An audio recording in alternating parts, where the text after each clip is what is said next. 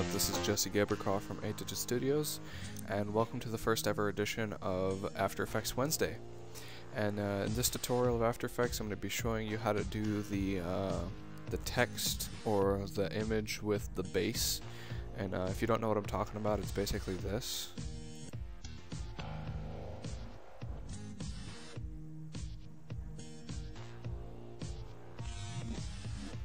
I don't know if you could see it or not, but the main image in the video, only the text and the boxes are moving with the base. They're moving in and out, and I'm here to show you how to do that. Alright, now this is a montage that I'm working on that I'm going to include this in for the monthly montage, and it's just intro, intro, intro, intro, and then right here is where I'm going to insert it. So let's see if we can actually play render this.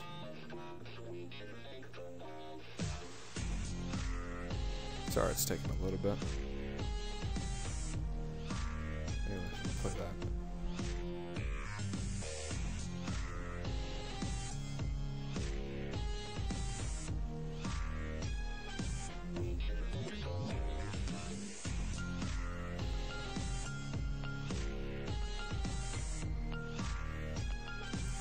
Yeah, so you can hear the bass that plays as soon as this the new intro or the logo or the disclaimer shows up, and you hear the bass in it, and the bass is what we want to move it to. So let's get started on it. If you're doing this on yourself, start a new composition and just enter in some random text. I'm going to be working with this one, so you guys can follow along as much as you can.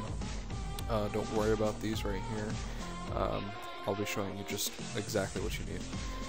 So for the audio, you want to import your audio. You want to click the down arrow to go to your audio, and then click down on waveform so you can actually see the waveform. Now you have your waveform showing, so you can connect the dots later on. The next thing we're going to do is we're going to go to our effects and presets side. We're going to enter in bass.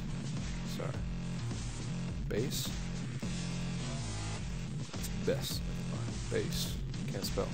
Bass and treble. Now what we're going to do is we're going to drag this down onto this. Now we're going to bring the treble all to -100, and we're going to bring the bass up to 50. After we do that, you can hear the big difference. And let's see if we can do it.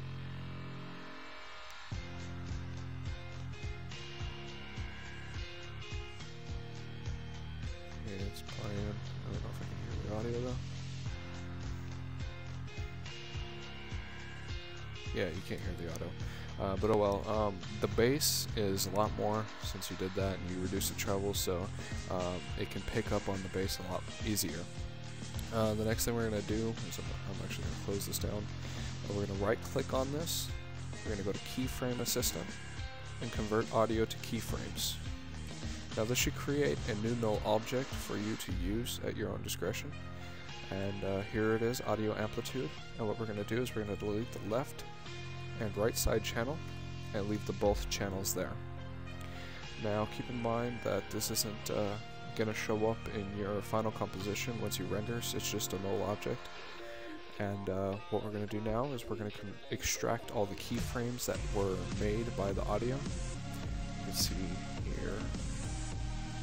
See all the keyframes that were made from it, and right now the null object isn't doing anything, but we're going to change that right now. Next thing you're going to do is you're going to go to the text that you want to make the bass go with, and I'm going to turn on this, and we're going to go down, and we're going to go to position.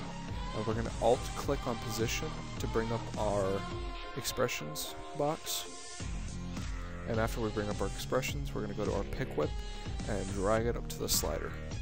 After you do that, you'll see this new expression show up, and it'll be this. Now hold on, I accidentally did that wrong. Delete that.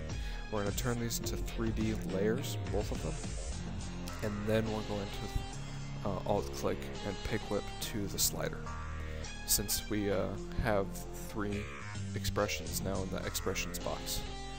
Now temp can be anything, so we're going to change that to X, capital X. And we're going to delete these temps and also make them capital X. Oops, sorry. And make this last one a capital X. And this one an X as well. Now if we solo this, sorry, didn't mean to solo that. If we solo our null object, you'll now notice that it actually starts to, oh no, it doesn't actually start to move. It's the text that's going to be moving. So we'll go here.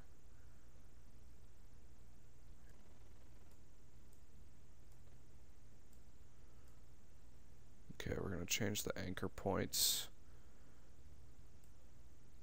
to 0, 0, and 0. So it's in the center of your clip. I don't know. Yeah, there we go. And now what we want to do is we want to make it only where the Z axis is the thing that's changing instead of the X and the Y. So to do that, we're going to take these X's right here, because the first one is your X value, the second one is your Y value, and the third one is your Z value. The Z value is your 3D layer. So we're going to take these, turn that one to 0. We're going to go to the next one and turn that one to 0 as well. And we're just going to leave the X here. So if you do that, you'll notice that the clip actually starts to go back and forth.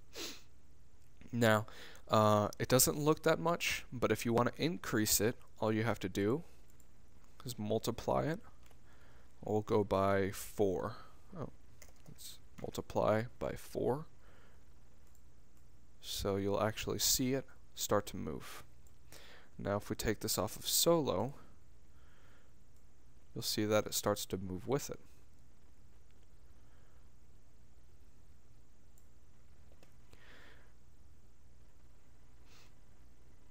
And that's actually pretty much it.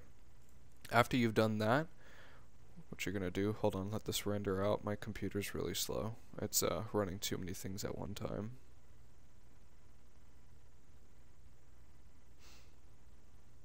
Okay.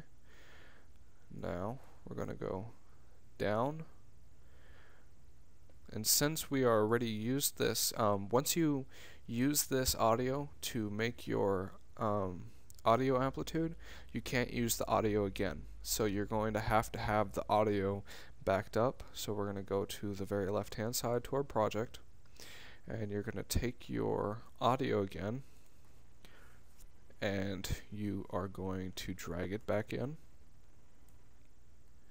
So it's the same audio at the same starting point, and then you're going to mute this one, the bottom one that you used for your audio amplitude. That way you have the same audio, but the audio isn't negative 100 treble and plus 50 bass. It sounds normal, but it's just going with the beat of the bass. And you can mess around with it. You can also make it go side to side, and as I said, it's just the first one is your X value, which is left and right. So if you want to turn that to capital X again, now it'll go left to right as well. And the second one is your Y value, which will go up and down.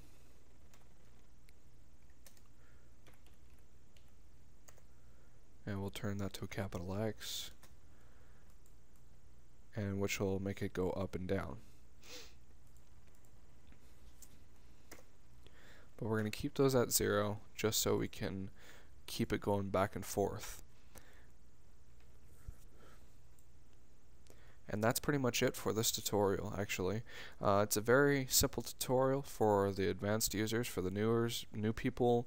I hope I made somewhat sense with you, and it's been a pleasure. I hope you guys enjoyed, and stay tuned for next Wednesday, where I'll be doing another Adobe After Effects tutorial.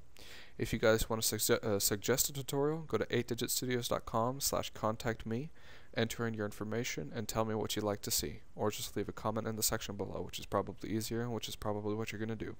So I'll talk to you guys later.